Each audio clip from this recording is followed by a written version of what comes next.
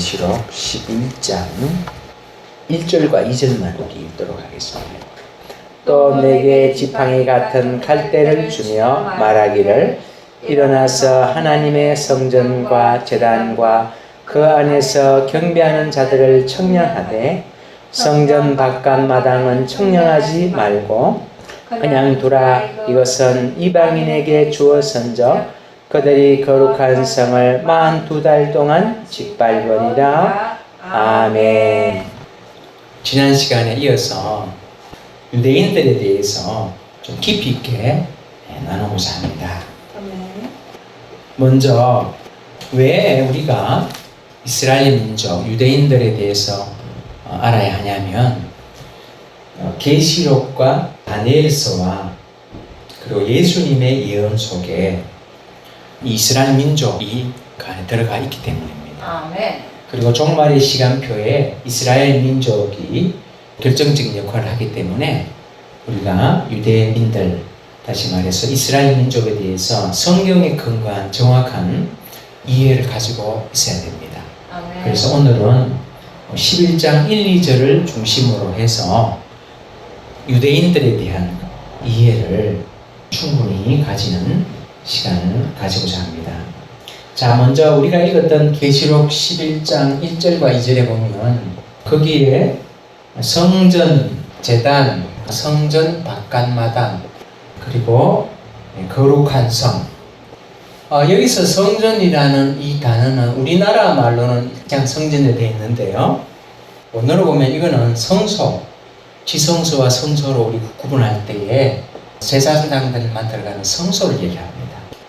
성전 바깥마당이라 할 때 이 성전은 성전 건물을 얘기하는 겁니다. 앞에서 성전은 성소를 얘기하는 거고, 이 성전 바깥마당이라고 할 때 이 성전은 원어로 보면은 성소와 지성소를 포함하는 성전 건물 전체를 말하는 것입니다. 그리고 거룩한 성, 거룩한 성은 예루살렘 성을 말하는 것이죠. 또 그리고 이방인이라는 표현이 나옵니다. 2절에 보니까 이방인에게 주었다고 이야기합니다. 제단, 성전 바깥마당, 거룩한 성, 이러한 표현이 적용되는 곳은 어디냐면은 예루살렘 성과 성전, 그곳이라고 할 수 있습니다. 그렇기 때문에 계시록 11장 1절로 2절에서 사용되고 있는 표현들이 적용될 수 있는 것은 세상에 어느 곳도 없어요. 이곳은 이스라엘 나라의 바로 예루살렘 성과 그 안에 있는 성전밖에 없다. 그래서 마지막 때에는 성전이 세워져야 하고 성전에서 제사가 드려져야 하는 것을 배경으로 하고 있다는 것을 우리가 알 수가 있습니다. 두 번째는 다니엘서 9장 27절 우리 한번 찾아볼까요? 다니엘서 9장 27절 우리 같이 한번 읽어보겠습니다. 시작. 그가 장차 많은 사람들과 더불어 한 일해 동안의 언약을 굳게 맺고 그가 그 일해의 절반의 제사와 예물을 금지할 것이며 또 포악하여 가증한 것이 날개를 의지하여 설 것이며. 이것은 무엇을 배경으로 하고 있냐면은 다니엘의 71회를 배경으로 하고 있죠. 네. 71회를 배경으로 하고 있고 첫 번째 일회부터 69일회까지는 예수님의 탄생과 죽음에 대한 이야기입니다. 예수님의 탄생과 죽음, 거기까지 해당되고 그 다음에 마지막 70번째 일회, 70번째 일회가 바로 지금 우리가 읽었던 9장 27절에서 그가 장차 많은 사람들과 한 일회의 언약이라고 했습니다. 그래서 한 일회라는 말은 7년이죠. 7년의 언약을 맺고 그 일회의 절반에 3년 반이 경과한 시점에 그때 제사와 예물을 금지한다. 그래서 제사와 예물을 금지한다는 말 자체가 성소가 있다는 것을 전제로 하고 있는 것이지요. 성전이 없이는 제사와 예물을 드릴 수도 없고 그래서 성전이 재건이 되는 것을 전제로 하고 있다는 것입니다. 이 70번째 일에 이 마지막 한 일회의 언약이 성취되어야지 9장 24절에 보니까 뭐라고 말씀하고 있습니까? 내 백성과 내 거룩한 성을 위하여 이런 이래를 정하였다고 그랬죠. 기한으로 정하였고 그 기한이 다 차면은 어떻게 되겠냐면은 허물이 거치며 죄가 끝나며 죄악이 용서되며 영원한 의가 드러나며 환상과 예언이 응하며 지극히 거룩한 이가 기름 부음을 받으리라. 다시 말하면 뭐냐면 이 70번째 일에 즉 마지막 7년의 언약이 성취되어야 하지만 모든 하나님의 언약, 모든 약속이 성취가 되기 때문에 이 마지막 7년의 언약은 반드시 성취될 수밖에 없고 되어야 하는 것이죠. 그런데 이 70일에는 이방인을 위해서 하나님께서 정한 기한이 아니라 누구를 위해서? 내 백성, 즉 이스라엘 백성과 다시 말하면 유대인과 내 거룩한 성 예루살렘을 위해서 했다고 하시거든요. 그래서 69번째 일에 예수님이 탄생하시고 죽으신 그 69번째 일회가 끝나고 2000년이라는 교회 시대가 지금 진행 중인 거 있죠. 이때가 바로 이방인의 때지요. 그리고 마지막 70번째 일에 이때는 다시 누구의 때다? 요거는 이스라엘 백성과 예루살렘 성을 위한 때라는 거죠. 그래서 계시록 11장 1절에서 나오는 성전, 제단, 성전, 바깥마당, 이방인, 거룩한 성 이런 것들이 다 뭐냐면 예루살렘 성의 재건과 그리고 또한 성전의 재건을 전제로 하고 그걸 배경으로 해서 하시는 말씀이기 때문에 이것은 필연적이다. 예루살렘 성전의 재건은 필연적이다는 것이죠. 자, 이것을 다시 못 박아서 예수님이 말씀을 하고 계셔요. 마태복음 24장 15절 우리 한번 찾아보겠습니다. 같이 읽습니다. 시작. 그러므로 너희가 선지자 다니엘이 말한 바 멸망에 가증한 것이 거룩한 곳에 선 것을 보거든. 자, 여기서 예수님이 다니엘이 말한 바라고 말씀하고 있죠. 여기 바로 다니엘서 9장 27절을 말씀하시는 거죠. 예수님이 종말의 징조에 대해서 말씀하시면서 다니엘서 9장 27절을 인용하시면서 그것이 역사적으로 그대로 성취된다고 말씀하시는 거예요. 여기서 멸망에 가증한 것이 거룩한 곳에 선 것을 보고도 이것이 무엇입니까? 마지막 일에 그 절반의 제사의 예물을 금하고 또 포악하고 가증한 것이 날개를 의지하여 선다고 했죠. 바로 그것을 말하는 것이죠. 그렇기 때문에 세 가지 말씀을 제가 인용을 하면서 성전은 반드시 재건되어야 된다. 그것을 전제로 해서 계시록이 전개가 되고 있기 때문에 성전의 재건은 반드시 이루어져야 된다. 유대인들은 이미 성전 재건을 준비를 오랫동안 해왔습니다. 그래서 1987년에 성전연구소를 1987년에 건립을 아예 했어요. 지금 준비가 어느 정도 되어 있냐면은 이미 만반의 준비를 다 마쳤어요. 그래서 제사에 필요한 기구, 기물, 제사장 의복까지 준비가 다 되어 있고 그 다음에 언약궤 번제단 순금 등잔대까지 다 준비가 되어 있어요. 그 다음에 레인을 선별해서 교육을 하면서 양성을 하고 있어요. 유전자 검사를 통해서 제사장 자손들이 교육을 마친 상태고 2016년에 대제사장까지도 임명을 다 했고 그래서 성전 건축은 1년 안에 가능하다고 그래요. 그리고 제사는 일주일 만에 가능하다고 그래요. 그리고 이제 붉은 암송아지도 준비를 했는데 자 이것은 민수기 19장에 나오는 것이죠.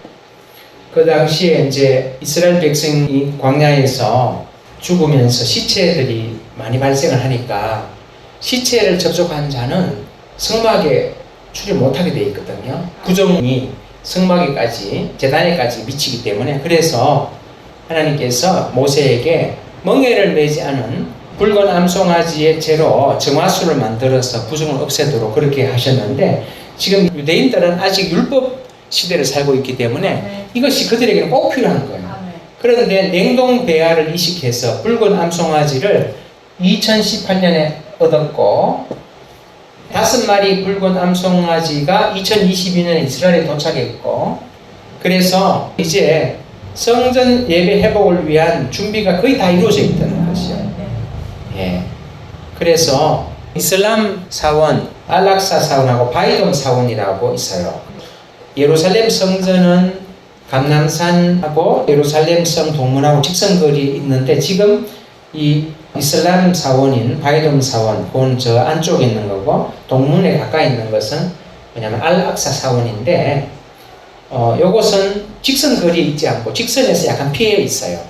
그렇기 때문에 바이돔 사원에서 북쪽으로 45m 위치가 누가 있냐면은 작은 구조물이 있는데 거기가 바로 동문하고 직선거리예요. 그렇기 때문에 이제 이슬람 진영하고 모종의 협약이 이루어지면 그 자리에 성전을 재건하는 것도 가능하다라고 그렇게 이야기를 하고 있거든요. 예. 그래서 지금 이렇게 성전을 재건하기 위한 준비는 다 돼 있고, 그리고 성전이 있어야 되는 당위성과 필연성은 성경에서 예수님의 말씀과 다니엘의 예언과 또 계시록의 말씀을 통해서 우리가 확인할 수가 있다는 것입니다. 자, 그렇다면 이제 좀 다른 측면에서 한번 이 문제를 보려고 하거든요. 그게 뭐냐면 이스라엘 민족에 대해서 우리가 좀 인식을 바꿔야 될 그런 것들이 있다는 것이죠. 우리 신약 이방인 교회가 이 유대인들에 대해서 가져야 될, 이스라엘 민족에 대해서 가져야 될 인식들이 좀 있는데, 그것이 뭐냐면 우리가 가져야 할 인식 세 번째입니다. 세 번째, 이스라엘 백성은 하나님의 구속사적인 부르심이 있다는 거죠. 하나님의 부르심이 있는데, 자, 이 부르심이 뭐냐면은 제사장 나라가 되는 거예요. 제사장 나라로서 어떤 일을 했냐, 그 중에서 가장 큰 일이 뭐냐면 로마서 3장 1절 2절에서 말하는 것처럼 하나님의 말씀, 성경을 맡았죠. 구약 성경을 맡았습니다. 말씀을 맡아서 보존을 했어요. 이게 큰 일을 한 거죠. 말씀에 대한 경외감과 열정이 얼마나 컸던지, 성경을 필사할 때 여호와의 이름이 나올 때마다 정결 의식을 행하고, 또 틀리게 되면 토라 장례식을 치르고 다시 필사를 할 만큼 그들의 그 말씀에 대한 열정과 경외감은 대단했다는 거죠. 예. 이런 구속사의 부르심이 분명히 있다는 거죠. 아멘. 두 번째는 이방인 교회의 모체가 바로 유대인들이라는 거죠. 아멘. 다윗이 유대인이지요. 네. 예수님은 다윗의 후손이시죠. 아멘. 그리고 12사도가 유대인이거든요. 아멘.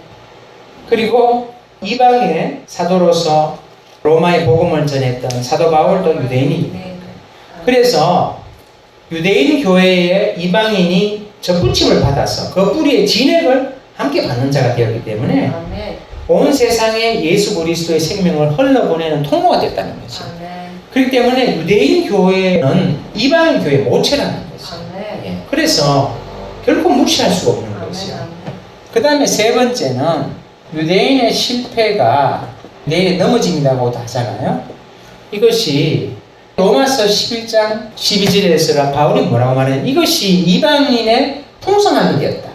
유대인의 실패가 있었기 때문에 이방인이 풍성하게 되었다는 것이죠. 그래서 복음이 전 세계로 확산되게 되었고, 그래서 유대인들의 이러한 공로를 인정하지 않을 수가 없다는 거죠. 그러면서 바울은 뭐라고 이야기를 하냐면 에베소서 2장 14절 15절에서 우리 한번 찾아볼까요? 그는 우리의 화평이신지라 둘로 하나를 만드사 원수된 것 곧 중간에 막힌 담을 자기 육체로 허시고 법조문으로 된 계명의 율법을 폐하셨으니 이는 이 둘로 자기 안에서 한 세 사람을 지어 화평하게 하시고. 자, 우리 18절도 있습니다. 18절 시작. 이는 그로 말미암아 우리 둘이 한 성령 안에서 아버지께 나아감을 얻게 하려 하심이라. 자, 여기서 지금 둘 이런 말이 계속 나오죠. 이 둘이 누구냐면 유대인과 이방인을 말하는 거예요. 예. 유대인과 이방인을 말하는 거예요. 이 유대인과 이방인을 그 중간에 막힌 담을 허시고 둘로 한 세 사람을 지어서 한 성령 안에서 아버지께 나감 얻게 하려 하심이라 이렇게 말씀하시는데, 그런데 지금 현실이 뭐냐? 자, 이제 네 번째 현실에 대한 얘기를 합니다. 현실은 멀고 멀어요. 왜 그러냐면 지금 한 성령 안에서 아버지께 나가야 되는데 유대인과 이방인 사이에 아직도 막힌 담이 있다는 거예요. 아멘. 자, 어떤 담이 있냐면은 이방인들은 우월감을 가지고 있어요.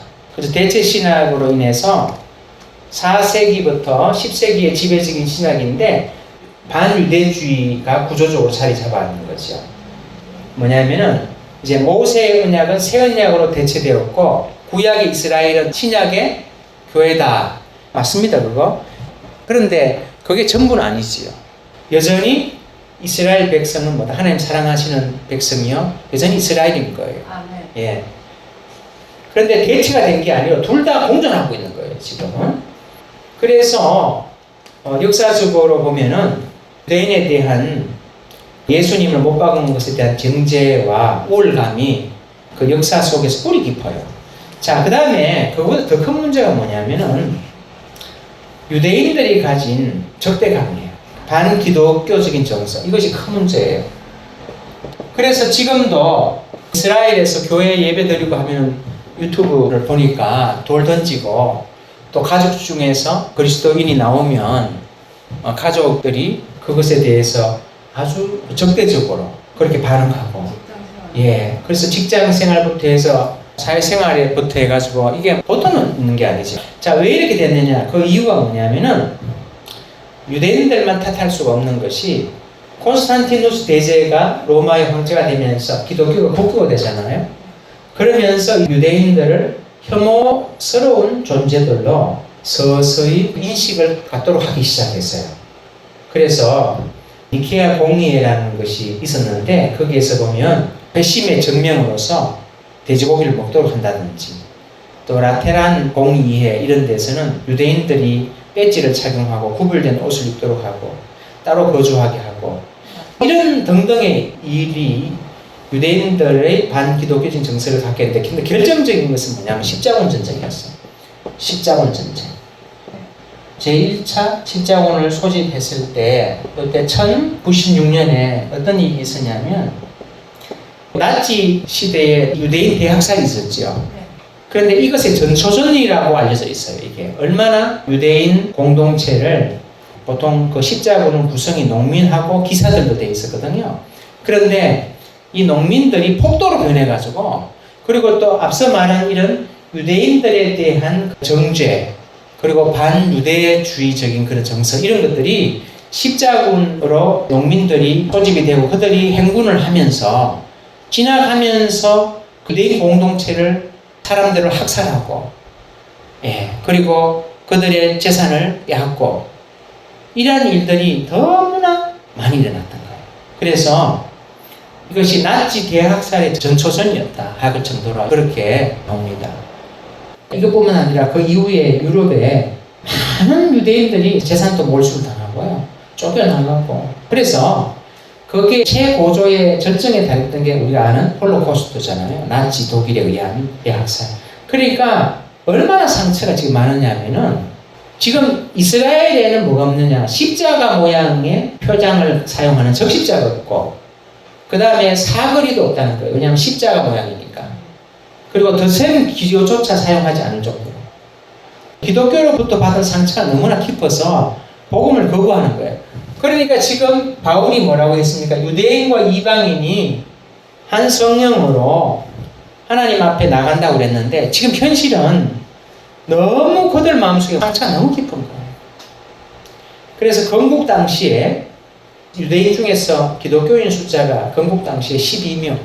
근데 지금은 300여 개의 교회가 있는데 약 4만에서 5만 정도로 추정이 되는데 70년 동안에 이러한 증가가 일어났는데, 그런데 대단한 증가지만은 인구 전체에 비하면은 적은 수지요.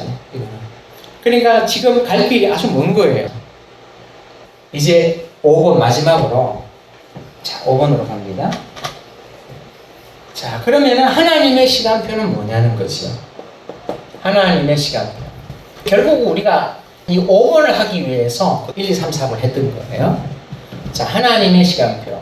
자, 이러한 현실적인 벽이 있어요, 사실은. 이방인과 유대인 사이에. 그래서 유대인들은 지금 예수라고 하면은 아주 혐오하는 거죠. 도대체 이 벽을 어떻게 깨뜨리냐는 거죠. 그래서 다니엘에게 하나님께서 내 백성과 내 거룩한 성을 위해서 70일에를 기한으로 정했는데 그 마지막 한 일회에 적그리스도가 많은 사람과 더불어 한 일회의 언약을 굳게 맺고 그 일회의 절반의 제사와 예물을 금지하면서 이제 마지막 한 일회 7년의 하나님의 시간표가 무슨 시간표냐? 바로 하나님 사랑하시는 민족 이스라엘 민족을 민족적인 회심을 시킬 로마서 11장에서 바울이 말했던 민족적인 회심이 이루어지기 위해서 7년이라는 기간을 마지막 한 일을 정해놓으신 거죠. 그래서 이스라엘과 계시록은 불가분의 관계다. 아멘. 예, 계시록 12장에서 자세하게 말하고 있습니다. 예, 그래서 오늘 이 부분을 추가로 하면서 11장을 마무리하려고 하는 거죠. 이것이 언제 시작이 되었냐면은 우리가 잘 아는 대로 하나님의 시간은 1948년 시작되었죠. 아멘. 1948년에 불가능한 일이 일어났습니다. 약 1700년 동안 나라가 없이 역사에서 사라졌던 유대인들이 나라를 재건한 거죠. 그래서 하나님의 종말의 시간표가 시작이 된 거죠. 그런데 지금 2023년이잖아요. 지금 이제 한 4, 5만 정도 되는데 이거 가지고는 민족적인 핵심이 안 된단 말이죠. 그러면은 민족적인 핵심이 어떻게 되느냐? 예수님이 마태복음 24장에서 말씀하시는데 뭐냐면은 창세 이래로 그때까지 또 없고 그 이후에도 없는 큰 환난, 예. 야곱의 그 대환난, 그 환난을 겪으면서 이들의 마음이 돌과 같이 굳어진 예수 그리스도를 향해서 그 오랜 역사를 통해서 그들이 받은 상처와 고통과 아픔을 통해서 완전히 마음이 닫혀버린 그들의 마음이 열리는 역사가 이 7년이 일어난다는 거죠. 그것이 바로 뭐다? 계시록에 나타난 하나님의 시간표라는 거예요. 자, 그러면 1948년에 시작이 됐는데 본격적으로는 언제 되느냐? 바로 마지막 7년에 된다는 것이죠. 그때에 이스라엘 백성들이 그 환란의 용광로 가운데를 통과하면서 이들이 예수가 바로 메시아였구나 하는 것을 깨닫고 하나님께로 돌아오는 역사가 있다는 것이죠. 아멘.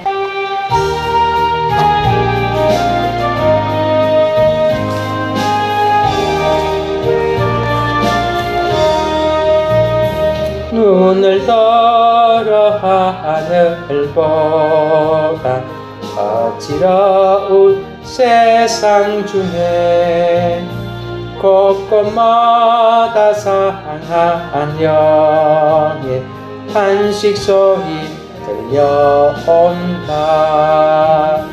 빛을 잃은 많은 사람 길을 잃고 헤매이며 탕자처럼 기질하니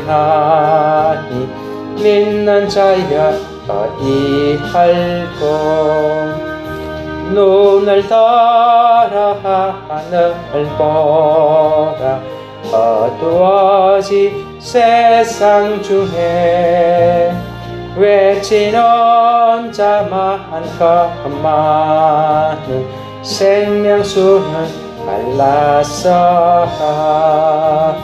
죄를 대속하신 주님 산난이 일꾼 찾으시나 대답이 어디 있나 믿는 자여 어디할고 눈을 떨어 하늘 보라 살아계신 주 하나님 약한 자를 부르시어